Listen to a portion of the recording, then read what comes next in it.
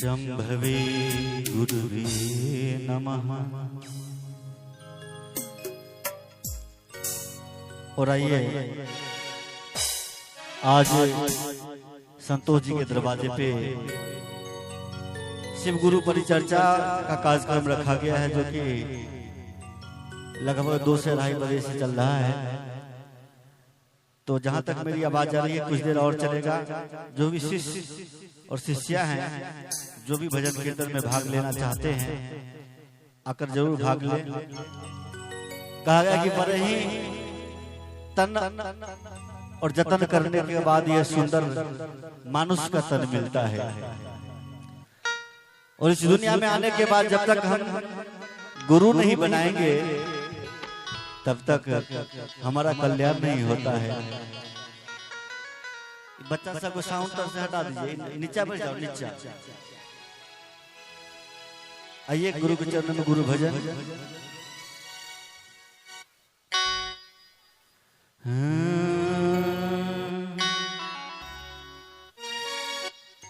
गुरुदेव दया करके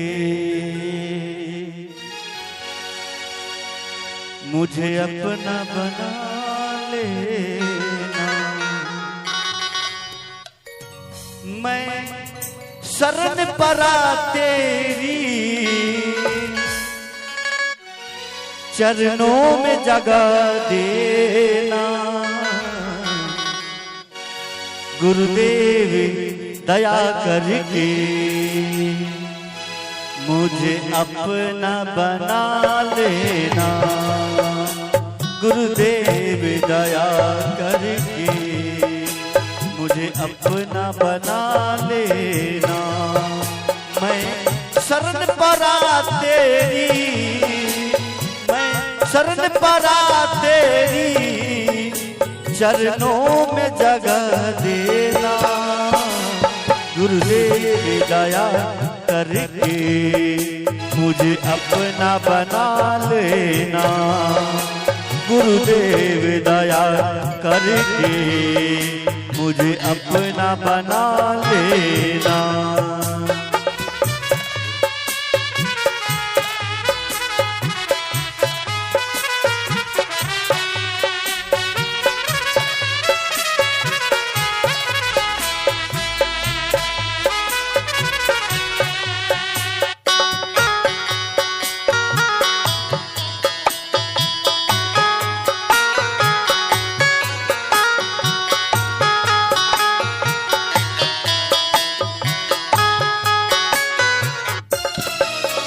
करुणा निधि नाम तेरा करुणा दिखलाओ तो।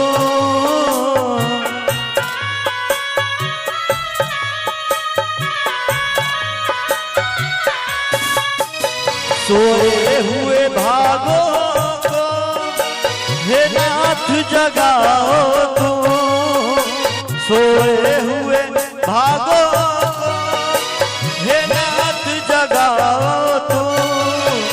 मेरी नाव भंवर में है, मेरी नाव भंवर में है, उसे पार लगा देना। गुरुदेव दया करके मुझे अपना बना लेना।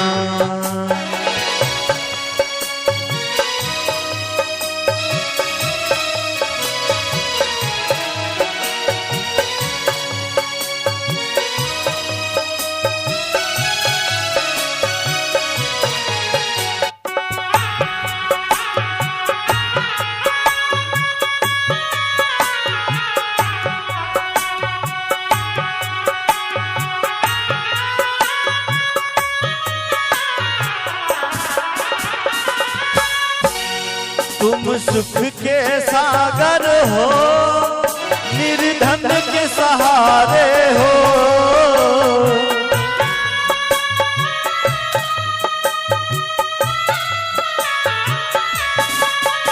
इस तन में समाये हो, मुझे प्राण से प्यारे हो।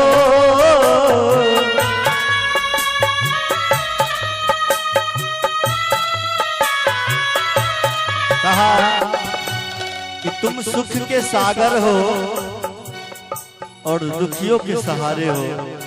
जो गुरु के प्रति श्रद्धा और विश्वास रखता है उस हर एक व्यक्ति का नैया पार लगता है। कहा इस तन में समाये हो और उस मन में समाये हो। 3 सूत्र मिला है। तो सबसे पहले हमें दया मांगने के लिए कहा जाता है। दया के साथ साथ हम जीवों पर दया करें, इंसानों पर दया करें और गुरु से दया मांगे, तब जाके दया मिलता है। सिर्फ दया मांगने से अगर दया मिल जाता तो सबको दया ही दया होता रहता। लेकिन दया तब आपको प्राप्त होगी जब आप दूसरे पे दया करेंगे। कहा तुम सुख के सागर हो, निर्धन के सहारे हो।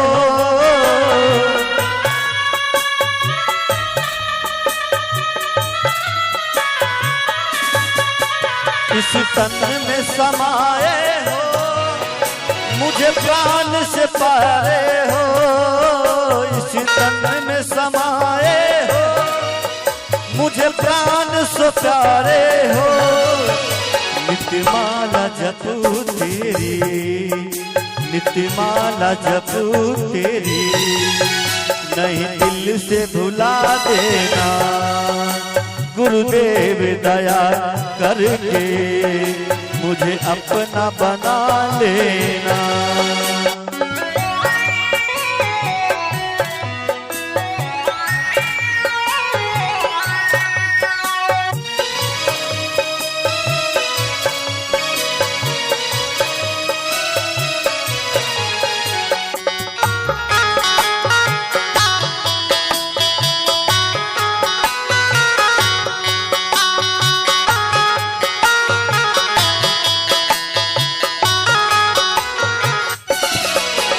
पापी हूँ कपटी हूँ जैसा भी तेरा हूँ।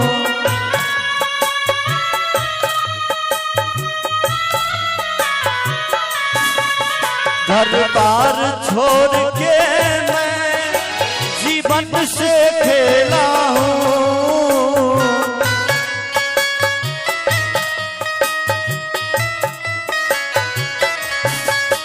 पापी या कपटी हूँ जैसा भी तेरा हूँ। घर बार छोड़ के मैं जीवन से खेला हूँ। मैं दुख का मारा हूँ, मैं दुख का मारा हूँ। मेरी दुखरा मिटा देना। गुरुदेव दया करके मुझे अपना बना लेना। मैं शरण परा तेरी, मैं शरण परा तेरी, नहीं मुझको भुला देना। गुरुदेव दया करके मुझे अपना बना लेना। गुरुदेव दया करके मुझे अपना बना लेना। गुरुदेव दया करके मुझे अपना बना लेना। प्रेम से बोलिए गुरुदेव महाराज की। और एक और भजन, उसके बाद कुछ देर के लिए चर्चा मैं भी रखूंगा।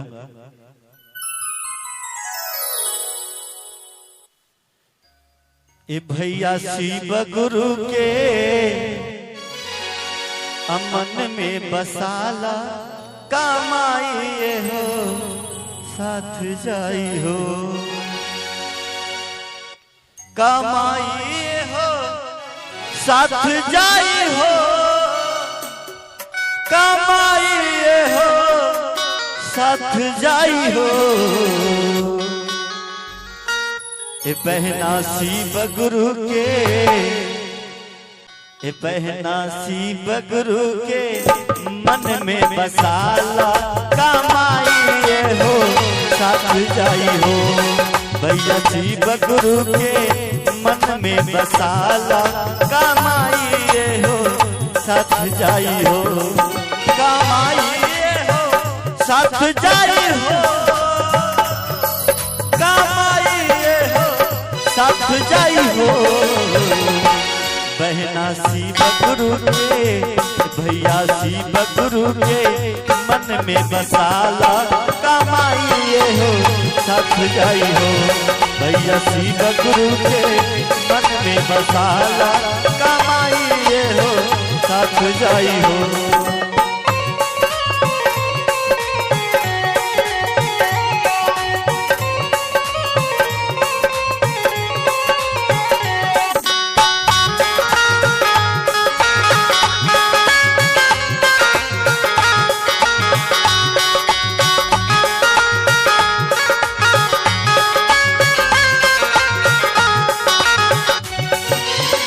सब जुटाल पारे के जाल में, गुरु के बसाला हो भैया अपना ख्याल में।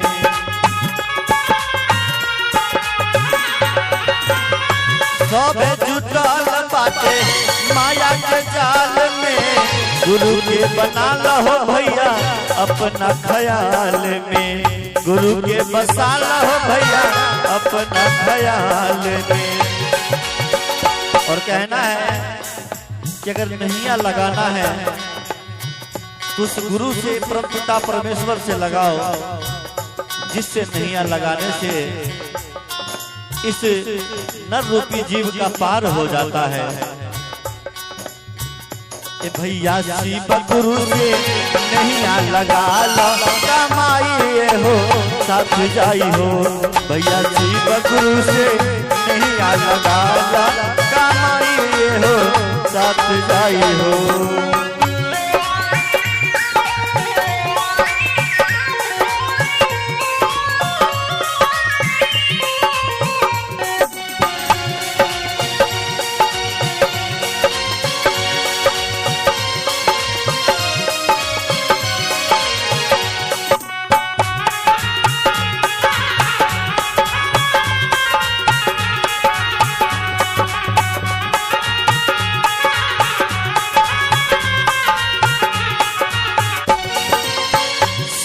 जीतेलन शिव नाम सहारा, नैया भवरवा से करला किनारा।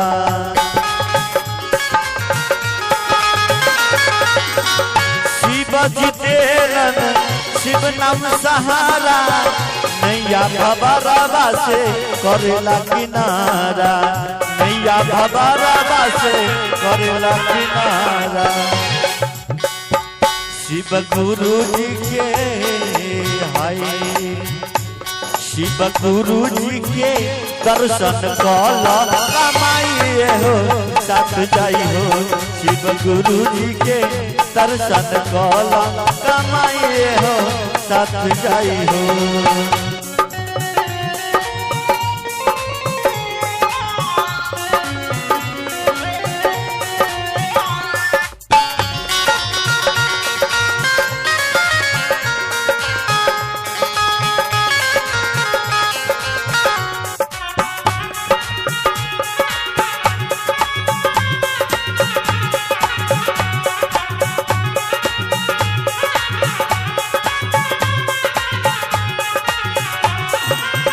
पहला में दाया मंगल, दूसरा में चर्चा, तीसरा में नमः शिवाय से करिहा प्रणामा।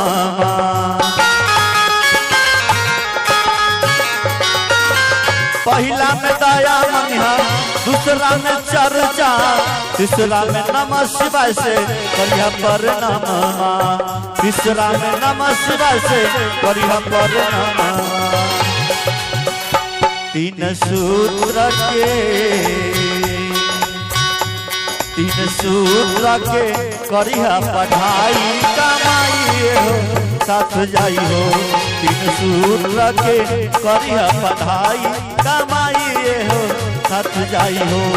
कमाइए हो साथ जाई हो, कमाइए हो साथ जाई हो। भैया शिव गुरु के, बहना शिव गुरु के मन में बसाला, कमाइए हो साथ जाई हो।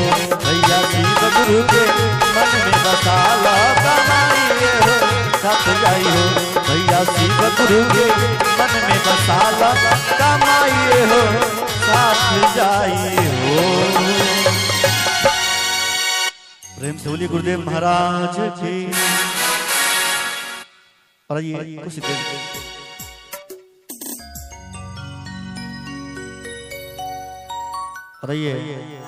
हम सभी कुछ देर चर्चा में प्रवेश करते हैं। बीच बीच में गाना और चर्चा चलते रहेगा।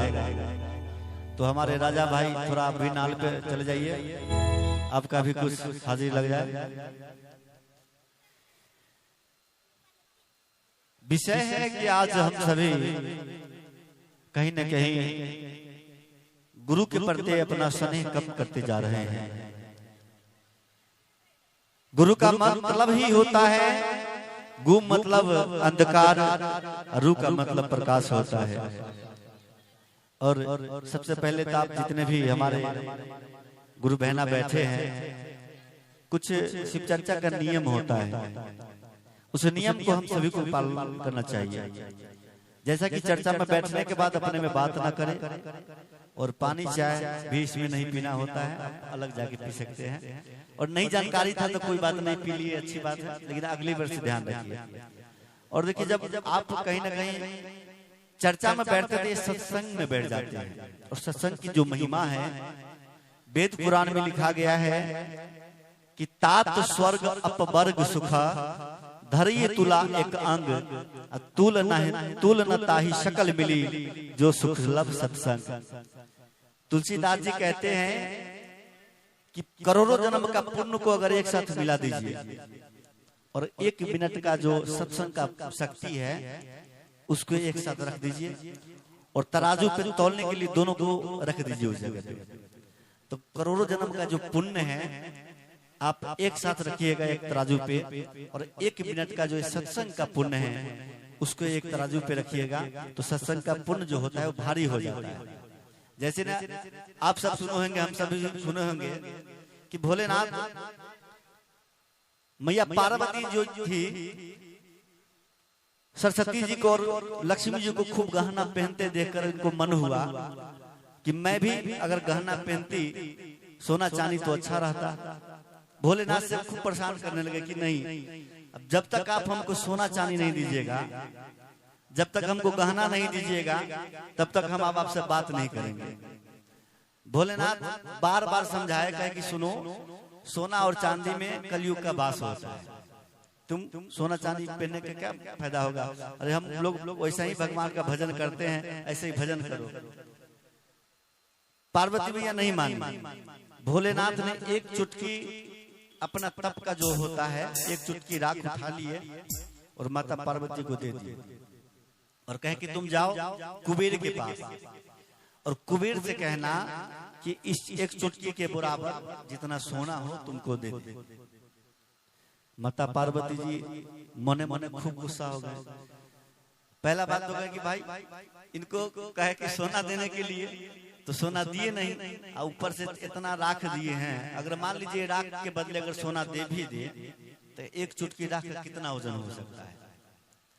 लेकिन फिर भी कहे कि चलिए, भोलेनाथ सारे जगत के पिता है, तो कहीं ना कहीं इसमें कोई बात छुपा होगा। माता पार्वती जी एक चुटकी राख को लेकर गए कुबेर जी के पास, और कुबेर जी को कहे कि जी इसके बदले आप सोना दीजिए। कुबेर जी को बड़ा हंसी लगा, कहा कि एक तो पगला बाबू हईते है, आज दूसरा पगलिनिया पहुंच गया है। यानी एक चुटकी राख से क्या मैं सोना दूं। फिर भी कहे लाइए जो हो मैं आपको दे। चुटकी एक तराजू पे रख दिए, और जब सोना चढ़ाने लगे कुबेर महाराज, तो उनके घर में जितना सोना था सब सोना लदा गया, तो ये एक चुटकी का बराबर नहीं हुआ। मतलब तराजू लिवा ही नहीं, अपने चढ़ गए फिर भी बराबर नहीं हुआ। पूरे परिवार को चढ़ा दिए, कहे कि जब भोलेनाथ आदेश किए हैं देना है तो देना है, फिर भी वो थोड़ा डगमगाया भी नहीं। माता पार्वती जी को समझ में आ गया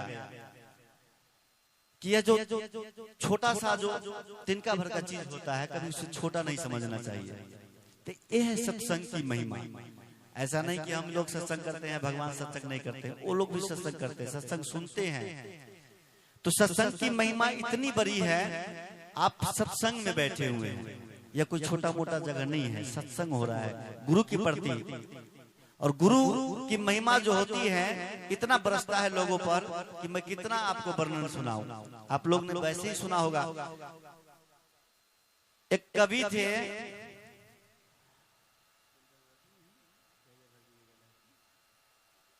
विद्यापति जी, कोई ज्यादा दूर के नहीं है। विद्यापति जी का आप नाम सुनो ही, और आप ही के जिला में शायद विद्यापति नगर भी है, समस्तीपुर में है विद्यापति नगर।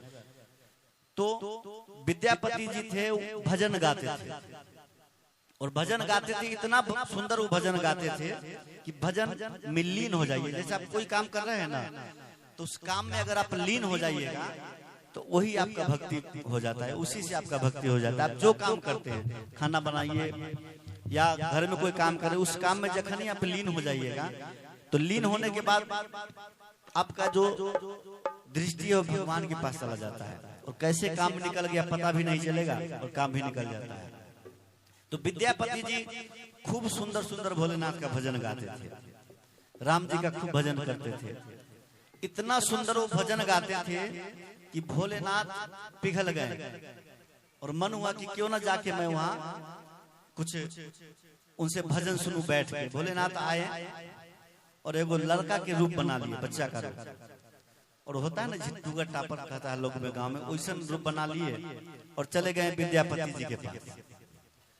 और खूब बढ़िया से विद्यापति जी भजन कर रहे थे। भजन करने के बाद जब भजन समाप्त हुआ तो उस बच्चे पर नजर पड़ा, वो तो भोलेनाथ थे, उसको पता नहीं था कि भोलेनाथ है। तो पूछे कहाँ तुम्हारा घर है? बच्चा कहा कि हमको याद नहीं कहाँ घर है, कहाँ रहता है, तो बस ऐसे ही भटकते हैं। तो विद्यापति जी कहे कि एगो काम करो, तुम भटकता काहे ला है, भटकेगा काहे, तुम मेरे यहाँ रहो, मेरे यहाँ काम करो, और तुमको खाना पीना मिलेगा, जो चाहोगे से मिलेगा। वो तो भोलेनाथ थे, भोलेनाथ की लीला था वो, भोलेनाथ उनके यहाँ रहने लगे। अभी न तो विद्यापति जी को मालूम है कि भगवान है जो मेरे भक्ति करने पर प्रसन्न होके यहाँ आए हैं, न उनको घर में किसी को मालूम था। अब रोज उनसे खूब काम करवाने लगे। हौर जोतने के लिए जाते थे तो कुदारी लेके पीछे पीछे जाते थे, रोज खाना पहुंचाने जाते थे। लगभग 6 महीना बीत गया। जब भोलेनाथ का 6 महीना बीत गया, माता पार्वती जी को चिंता होने लगी, क्या करे ये तो भक्त यहाँ लगता है कि पूरा साले बिता देंगे।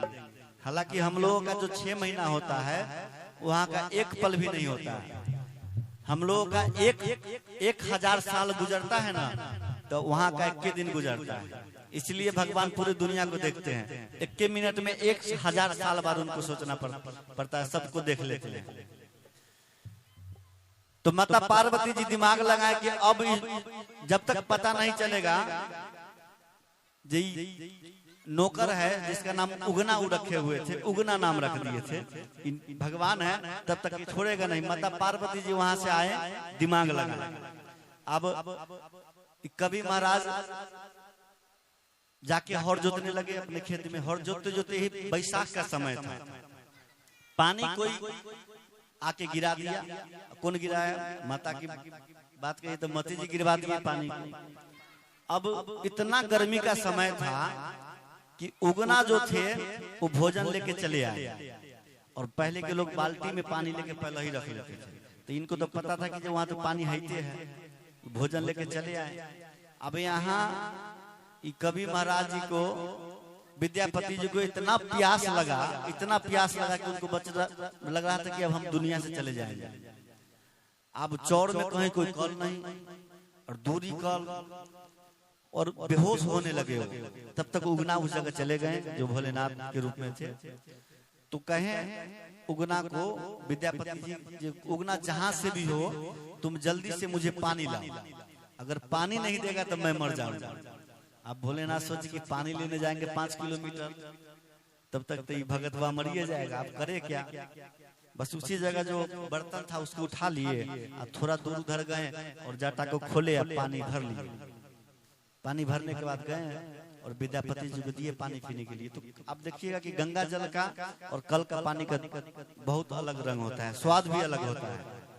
आप गंगा जी का पानी 20 वर्ष में रखिएगा ना तो खराब नहीं होगा, जितना दिन रखिएगा उतना स्वस्थ होते जाएगा। लेकिन कल के पानी 5 घंटा रख दीजिएगा तो खराब हो जाएगा। तो जैसे ही वो पानी पिए तो उनको पता चल गया ये तो पानी नहीं है, गंगा है।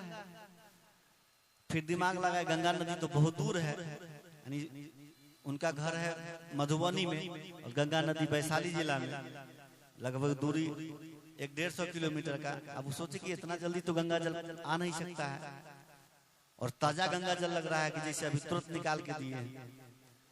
दिमाग में उनको लगा कि ओ तब तो पक्का ही उगना नहीं है, न कोई नौकर है।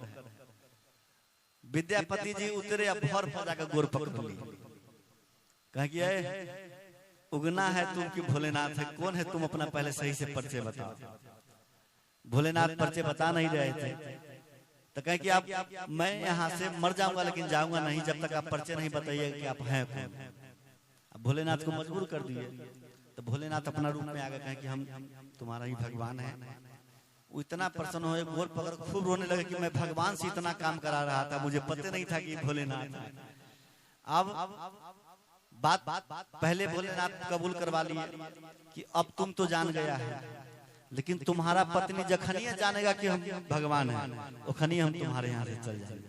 अब किसी के यहाँ कोई भगवान आ जाए, कोई गुरुदेव चले आए, कोई संत महाराज चले आए, अभी के समय में तो लोग संत आते हैं ना तो उसको ऐसे ही भगा देते हैं। आपका लेके आ जाएगा संत, 5 रुपया लेके जाएगा, महीना में बहुत आएगा, 5 को आएगा तो 25 रुपया लेके चला जाएगा, 5 रुपया में आपको खुश हो जाएगा। जखन ये 500 मांगता है तो समझ जाइए तो ढोंगी संत है।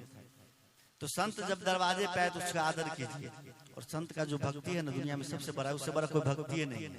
माता पिता का भक्ति कीजिए, गुरुदेव का भक्ति कीजिए, इतने काम कीजिएगा तो भगवान खुश हो जाएंगे, विशेष करने का जरूरत नहीं पड़ता है। अब वो तो पहले कबूल करवा लिए, सुनो कि तुम्हारे घर जाएंगे, जैसे रहते वैसे ही रहेंगे, काम भी तुमको करवाना ही होगा। लेकिन जखनिए तुम्हारी पत्नी को पता चलेगा कि हम भोलेनाथ है तो हम भाग जाएंगे। अभी इनको तो पता चल गया, घरे आते थे, घरे आने के बाद अब उनका पत्नी को थोड़े मालूम था कि भगवान है। दौड़ जो है उस सामान ला रहे गुना, उस सामान ला, फन्ना से लाओ, पानी लाओ, थोड़ा लकड़ी लाओ, जंगल लाओ, खूब काम करवाते थे उनसे।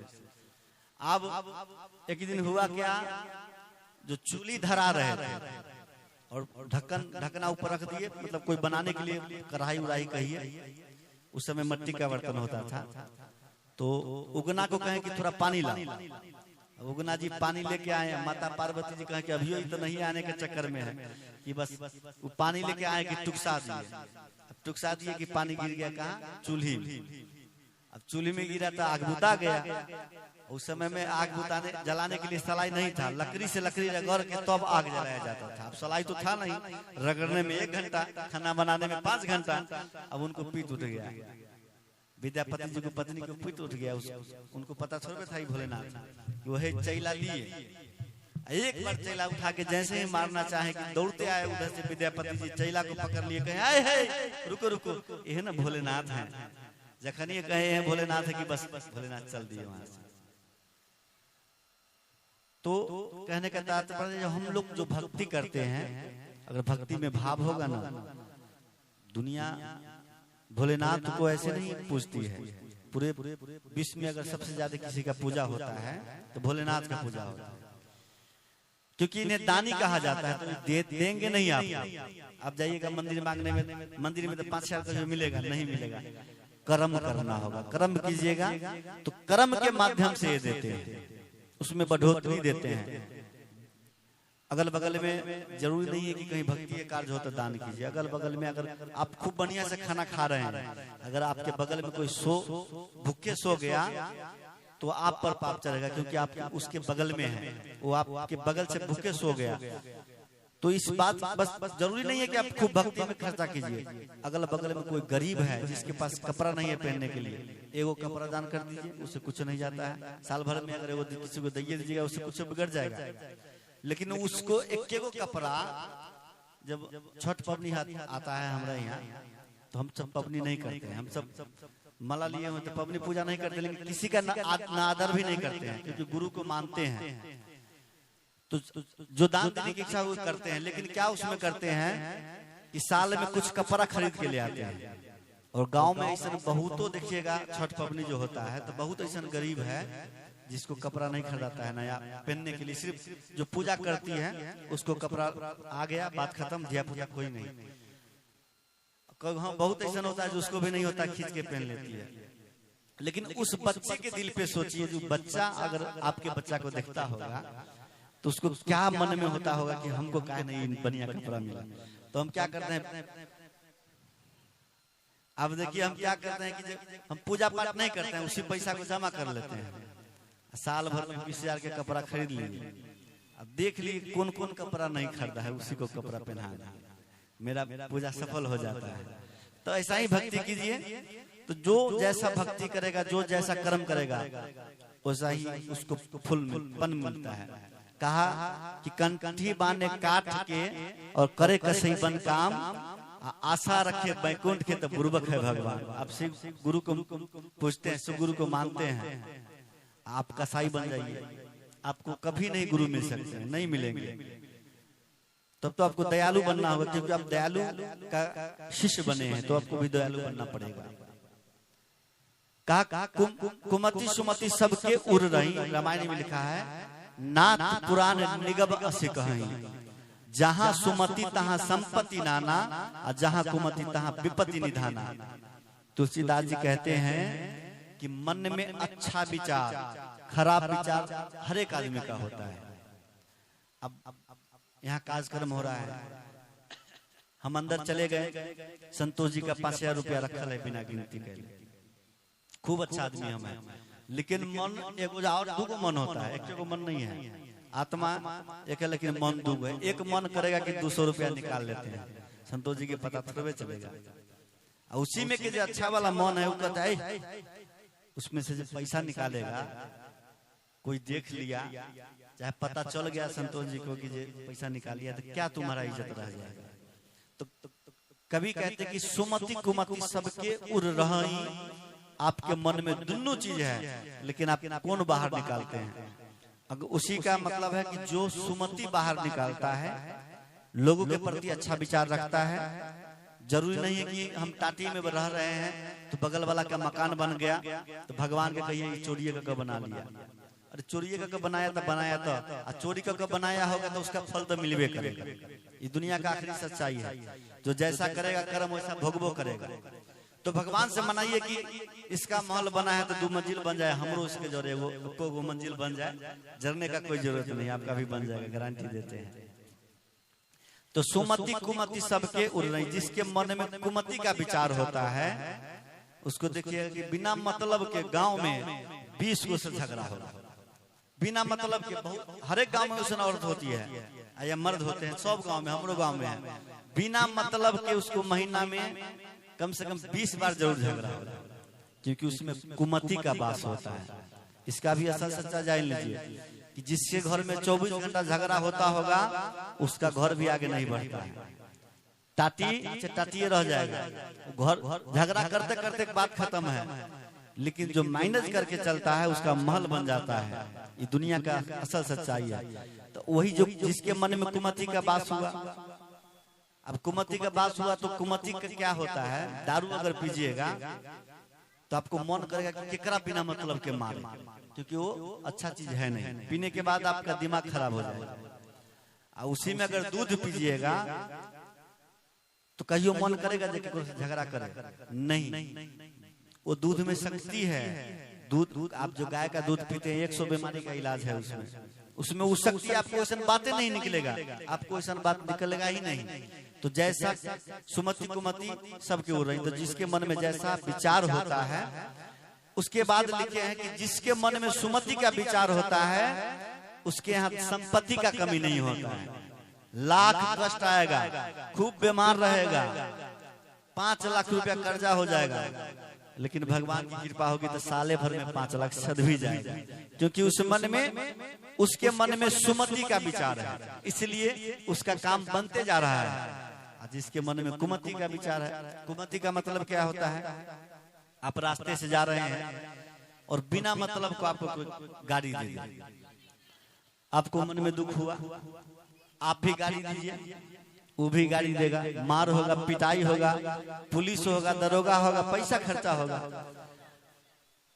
अब मन में सोच लीजिए कि अगर वो आपको वो गाड़ी दे दिया है, आप उसको सुन लिए, आप उसको देख भी लिए, आपको गाड़ी दिया है, आप घरे चलाइए, आप घरे चलाइए, कल्ले होकर जो कहीं उसका नजर मिल गया, वो कितनों पीले रहेगा, उसका नजरे न झुक जाएगा, कहेगा रे तो कल्ले बिना मतलब गाड़ी दे दिया, ई तो हमरा कुछ जवाब उल्टा देवे न कल के, अब एक से हम नजर के ना मिलेंगे।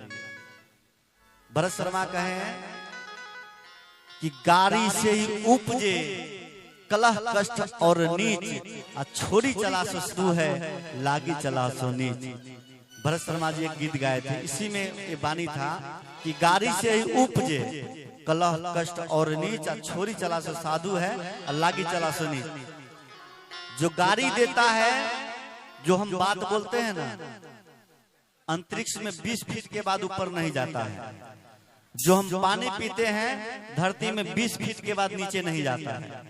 अगर 20 फीट के बाद अगर नीचे पानी चला जाए, तो जो हम मलमूत्र करते हैं वो सारा नीचे चला जाएगा, हम पिएंगे तक तबीयत खराब हो जाएगा।